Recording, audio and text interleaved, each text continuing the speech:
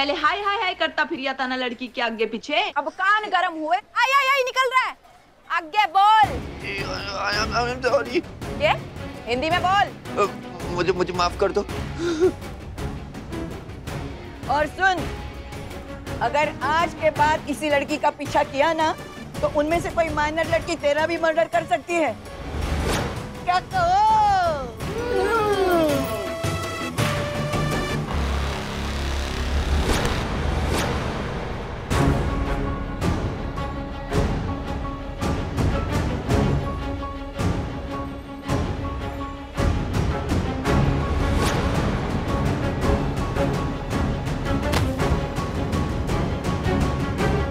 जा बिंदास, अब ये तेरा क्या किसी और लड़की का भी पीछा नहीं करेगा।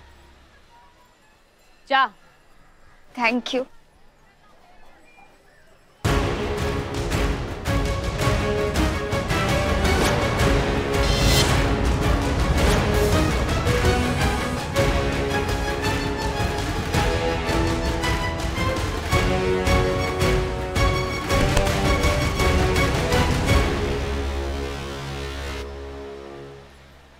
ये ले तेरा अक्यूज्ड, हमारा इंसाफ हो गया।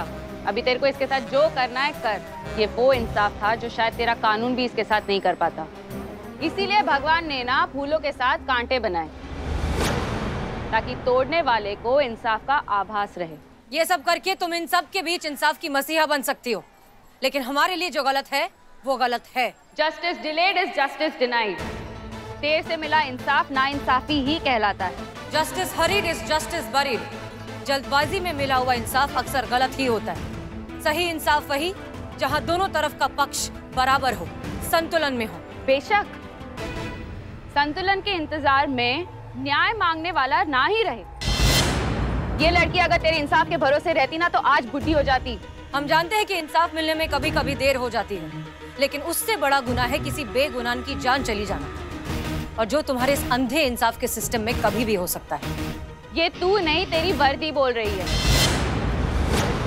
मैं जानती हूँ कि तू भी अंदर से ये मानती है कि हम जो कर रहे हैं वो बिल्कुल सही है, लेकिन तेरी वर्दी इस बात को मानने की परमिशन नहीं देगी। नहीं, गलतफहमी है तुम्हारी। चाहे वर्दी हो या ना हो, हमारे लिए जो गलत है वो गलत है, फिर वो चाहे कितने ही चमकदार लबादे ओढ़कर क्यों ना आया हो।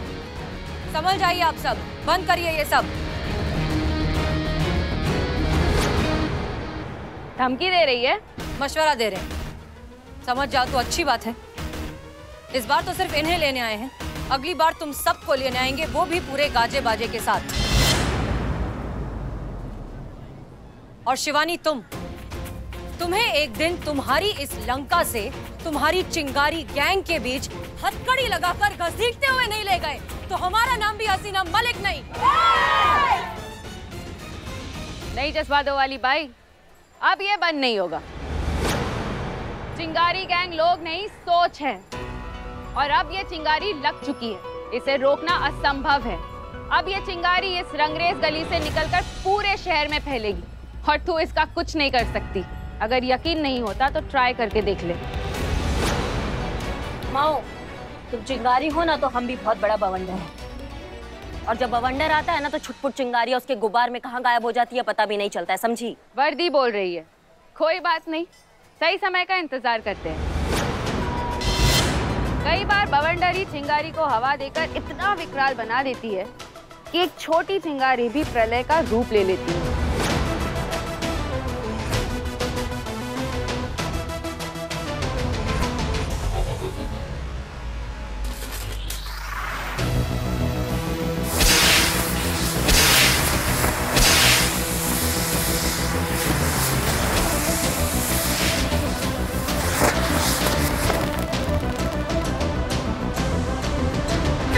शहर के आसमान में जज्बातों की पतंग नहीं उड़ेगी, चिंगारियों के धमाके होंगे।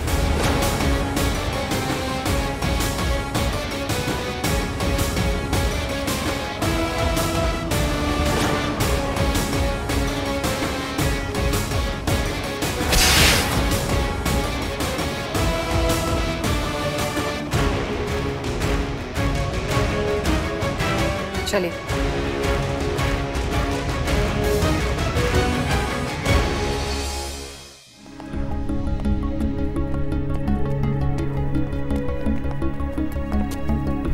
अनुज,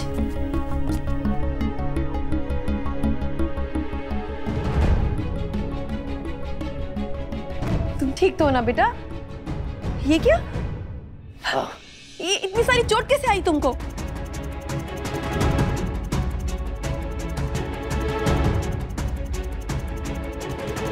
क्या इन लोगों ने मारा पिटा तुम्हें? बोलो, बिल्कुल बिना डर के बेफिक्र होके बताओ मुझे। इन्हें तो देख लूंगी मैं। अम्मा बस कीजिए। जब से देख रहे हैं ये कर डालेंगे वो कर डालेंगे, कितना ताना मारोगी, कितना सुनेंगे हम? आप लोगों की वजह से पुलिस अपना काम नहीं कर पाती है, फरियादी को न्याय नहीं मिलता है। मजाक बना के रख दिया आपने पुलिस फोर्स का। हमने नहीं मारा आपके नौनिहाल को। मम्मी, मुझे किसी ने नहीं मारा। एंड ट्रस्ट मी, मैं बिल्कुल ठीक हूँ। किसी ने नहीं मारा, फिर इतनी चोट कैसे आई तुम्हें? तुम्हें किसी से डरने की जरूरत नहीं है। सही बात है, मारा नहीं तो फिर चोट कैसे आई? ये तो पूछना पड़ेगा। बताओ, अभी उसका रिपोर्ट लिखते हैं और उठाकर थाने लाते हैं। किसने मारा तुमको बताओ? तुम अपनी स्मार्टनेस अपने पास रखो। मैडम, मुझे कोई कंप्लेन नहीं करनी है। मम्मी आप छोड़ो ना प्लीज। मम्मी मैं बाइक चला रहा था और गिर गया, वहां से चोट लगी है।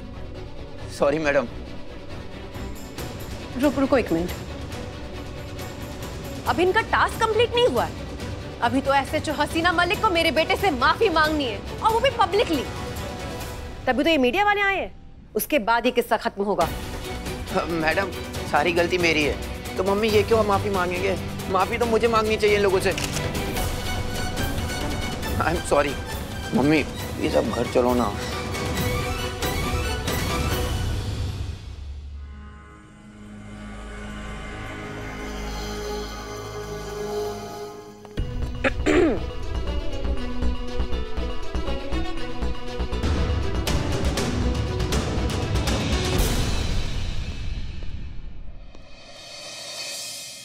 I am sorry.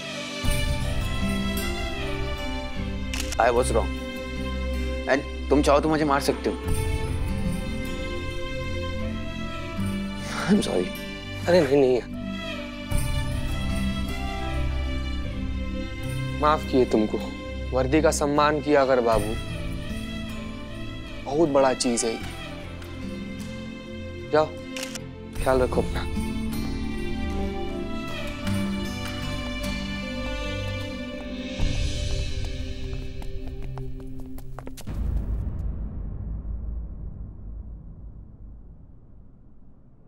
हे शिवजी महाराज, आपकी लीला अपरंपार। कभी अपने भक्तों को आप बेसहारा नहीं छोड़ते। जब भी जरूरत होती है हमेशा उनके कष्ट हरने के लिए आप पहुंच ही जाते हैं। ना कोई माफी ना सस्पेंशन, कैसे थाने पर आई हर बला को आपने टाल दिया। मैडम सर आपका बहुत बहुत धन्यवाद। एक minute Pushpa ji, madam sir की वजह से नहीं हुआ है। इस बार कोई और जरिया बना है, किसी और ने इंसाफ दिलाया, मैडम सर ने इंसाफ नहीं दिलाया। हाँ? किसने? चिंगारी गैंग। चिंगारी गैंग? शिवानी ताई, क्या अद्भुत इंसाफ दिलाया। बहुत बढ़िया, मतलब न्याय हो तो ऐसा ही हो। एक मिनट करिश्मा सिंह, आप एक मुजरिम की तरफदारी कर रही हैं? हम सही का तरफदारी कर रहे हैं मैडम सर। तो आपको लगता है चिंगारी गैंग ने जो किया वो बिल्कुल सही किया? हमें तो लगता है, हमें नहीं लगता कि इससे अच्छा इंसाफ और मिल सकता था। ये एकदम बढ़िया इंसाफ था। मैडम सर, आपने हमें हमारे तरीके से इंसाफ देने के लिए रोक दिया है, और हम रुक भी गए हैं। हमारा तरीका हम यूज नहीं कर रहे हैं क्योंकि हमें कानून कायदे का पालन करना है, हमें आपके अनुसार चलना है, आपके ऑर्डर के अनुसार चलना है। लेकिन अब आप चिंगारी गैंग का क्या करेंगे? उन्हें कैसे रोकेंगे? क्योंकि हमें नहीं लगता कि वो किसी के भी रोकने से रुकने वाली है। ये चिंगारी गैंग आने वाले समय में ऐसा भीषण प्रचंड अग्निज्वाला का रूप लेने वाली है जिसे रोकना, बुझाना या कंट्रोल करना बहुत मुश्किल हो जाएगा।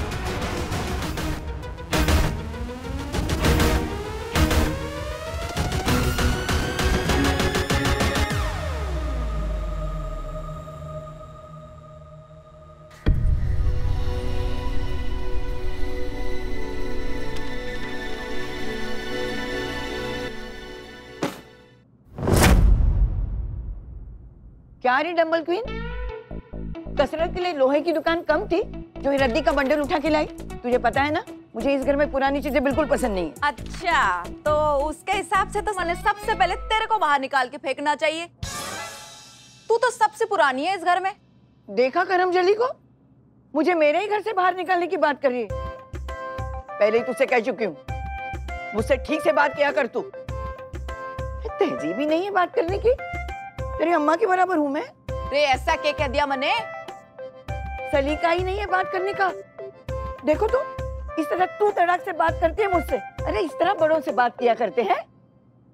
माँ बाप ने कुछ सिखाया नहीं क्या तुझे? रे फिर मुर्गे की वही टांग। रे यही तरीका है हमारा बात करने का। अब थारे से बात करने के लिए क्या मैं अलग से डिसेंट टॉकिंग कोर्स करूं? और यो अखबार ना मैं अपनी कसरत के लिए ना शिवानी जीजी ने मंगवाए थे मुझसे। शिवानी, ये क्या है सब? ये क्यों है? ताई ये वो अखबार है जिसमें हसीना मलिक के बारे में सारी डिटेल्स छपी है। वो क्या करती है, कहाँ से आई है, इसके पहले कहाँ पर पोस्टेड थी, उसके काम करने के तरीके, उसके जीते हुए केसेस, सब कुछ। समझ लो कि ये अखबार नहीं, हसीना मलिक की जन्म कुंडली है। और तू क्या करेगी उसकी जन्म कुंडली निकाल के? ताई आपने वो पुरानी कहावत तो सुनी होगी ना कि जिसे अपने दुश्मन के बारे में सारी खबर होती है वो हमेशा दुश्मन से एक कदम आगे होता है। अरे अब काहे की दुश्मनी? हरा के भगा तो दिया तूने उससे। ऐसे कई पुलिस वालियां आई और गई, तू क्यों सोचती है उसके बारे में? नहीं ताई, ये उन आई गई पुलिस वालियों में से नहीं है। मेरा मन कहता है कि ये हमारा पीछा नहीं छोड़ने वाली। इसकी दुश्मनी अब बहुत लंबी चलेगी। जिस दिन से हमने इस लड़ाई का जिम्मा लिया था शिवानी, हमने पुलिस को अपना दुश्मन बना लिया था। फिर भी मैं कहती हूँ कि हमें पुलिस को दूर ही रखना चाहिए। और तुझे भी बेवजह इस हसीना मलिक से उलझने की कोई जरूरत नहीं है। उसे वादा कर कि तू उसे नहीं उलझेगी। वादा कर मुझसे शिवानी। ताई,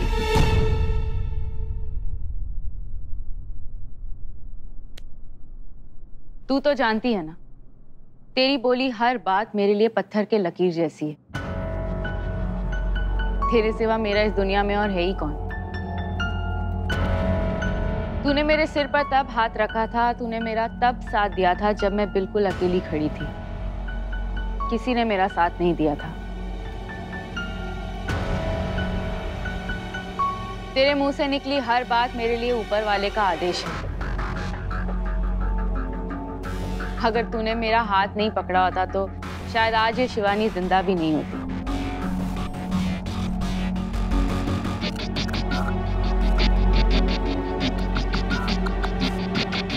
ठीक है ताई, अगर तू मुझे बोलती है तो मैं आज तुझे ये वचन देती हूँ कि इस हसीना मलिक से मैं दूर रहूंगी, उससे बेफिजूल उलझूंगी नहीं। लेकिन अगर उसने हमारे किसी भी मकसद के बीच में आने की कोशिश की या हमसे बेकार में उलझी तो फिर हम भी तो चिंगारी है। जो भी हमारे रास्ते आएगा वो राख ही हो जाएगा। मने नहीं लगता जिज्जी वो हमसे उलझने वापस आएगी। आएगी, जरूर आएगी वो बिन्नी। मैंने इसकी आंखें देखी है। निडर, कठोर, जिद्दी। ये कोई मामूली पुलिस वाली नहीं है बिन्नी। ये इतनी आसानी से हमारा पीछा नहीं छोड़ने वाली। आएगी वो, जरूर आएगी। और इस बार जब आएगी तो जलकर राख ही हो जाएगी।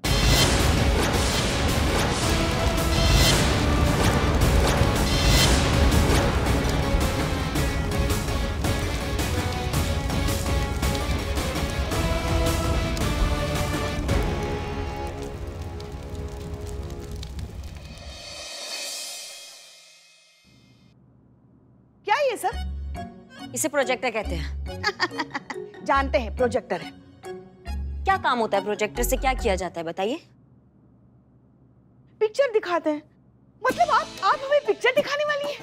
हे शिव जी, हे भगवान, आपका लाख लाख शुक्र है जो डिपार्टमेंट को हमारे मनोरंजन के बारे में कुछ तो ख्याल आया। कौन सी फिल्म दिखाएंगी हम बताएं? आप ना तीसरी मंजिल दिखाइए। शम्मी कपूर आजा आजा आजा आपको पता है लल्ला के पप्पा जो थे ना, उनको शम्मी कपूर जी बहुत अच्छे लगते थे और ये फिल्म भी। अमाओ आशा पारिक जी, तीसरी मंजिल से नीचे आई।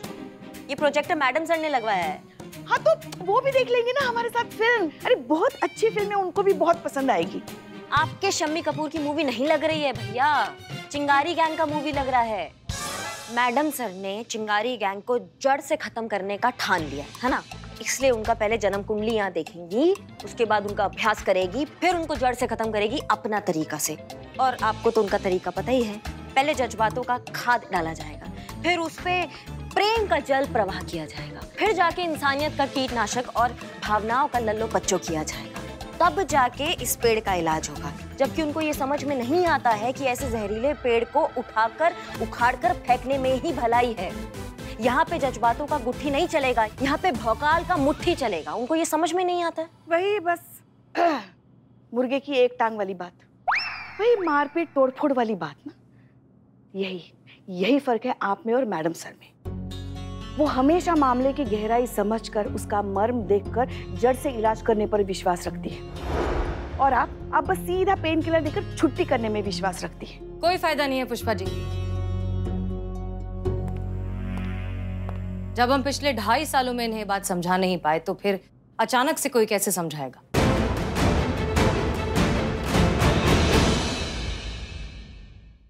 तजुर्बा कहता है हमारा, सुबह वही जब आंख खुले और ज्ञान वही जो जिंदगी सिखाए।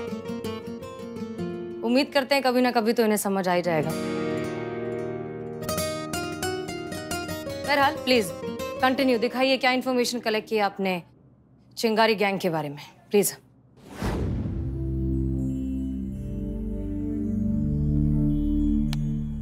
नाम बिन्नी चौधरी, मुंहफट, बेलगाम, बेपरवाह। इसकी डिक्शनरी में डर नाम का चीज ही नहीं है। बोलने से पहले सोचती नहीं और बोलने के बाद अपनी बात से हटती नहीं है। जो इसके दिल में है वही इसके मुंह पर है। दिमाग से ज्यादा दिल से काम लेती है। कुछ टाइम लोकल क्लब में बाउंसर रही है, पहलवानी बचपन से आती है और मार्शल आर्ट्स भी जानती है। देखने में ऐसी लगती है, लेकिन कहा जाता है कि 4 बैल का दम रखती है। अब बता कि अगर कोई लड़का तुझे पीछे से आके छेड़ेगा तो तू अपना बचाव कैसे करेगी? चल करके दिखा, चल छेड़ से।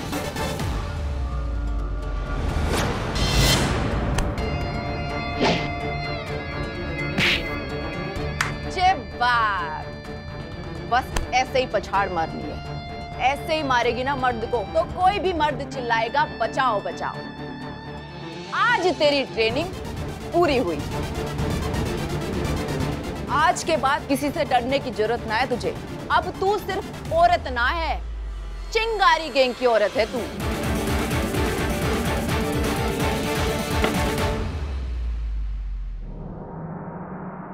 इतनी मजबूत और पक्की लड़की भी खुद को उस दिन उन लड़कों के झुंड से बचा नहीं पाई जिस रात उन लड़कों ने भीड़ का फायदा उठाकर उसके साथ छेड़खानी की, उसको गलत तरीके से छुआ, नारी सम्मान की धज्जियां उड़ा दी उन लड़कों ने। वो कहते हैं ना कि भीड़ की ना कोई शक्ल होती है और ना कोई पहचान। उस बात का इतना गहरा असर हुआ उस पर कि उसने चिंगारी गैंग ज्वाइन कर ली। और चिंगारी गैंग में उसका ये काम है कि चिंगारी गैंग में आने वाली हर औरत को वो अपनी तरह मजबूत बनाती है, उनको मानसिक और शारीरिक रूप से सक्षम बनाती है। पुष्पा जी नेक्स्ट। हाँ। सायरा बेगम, उम्र 65 साल, शादी के पहले दिन से ही घरेलू हिंसा का शिकार रही है। हर दिन पति की मार सही, अपमानित होती रही, पति की गालियां खाई। फिर एक दिन पता नहीं क्या हुआ, शायद उनके संयम ने साथ छोड़ दिया। उन्होंने बहुत जोर से चीख मारी। उस चीख में सालों का दबा अंगार, ज्वार और कुंठा था कि उस चीख की आवाज उनका पति सह नहीं पाया, दिल का दौरा पड़ा और ऑन द स्पॉट डेथ हो गई। फिर सायरा बेगम वापस अपने शहर लखनऊ में चली आई। उनके पिताजी खानदानी नवाब हैं। पूरा रंगरेज गली उनके पिताजी का संपत्ति था। उनके मरने के बाद मालकिन हो गई रंगरेज गली की सायरा बेगम। रंगरेज गली में रहने वाले हर एक आदमी और हर एक औरत को सायरा बेगम अपना मानती है और वहाँ के रहने वाले लोग भी उनको अपने घर का बड़ा मानते हैं, इसलिए उनको प्यार से बड़ी अप्पा कहा जाता है। चिंगारी गैंग की लीडर भले ही शिवानी ताई क्यों ना हो, चिंगारी गैंग की बुनियाद सायरा बेगम ने ही रखी है। संक्षेप में कहे तो सायरा बेगम चिंगारी गैंग की रीढ़ की हड्डी है। उनके बिना चिंगारी गैंग का अस्तित्व नहीं। अगर ये नहीं तो चिंगारी गैंग नहीं।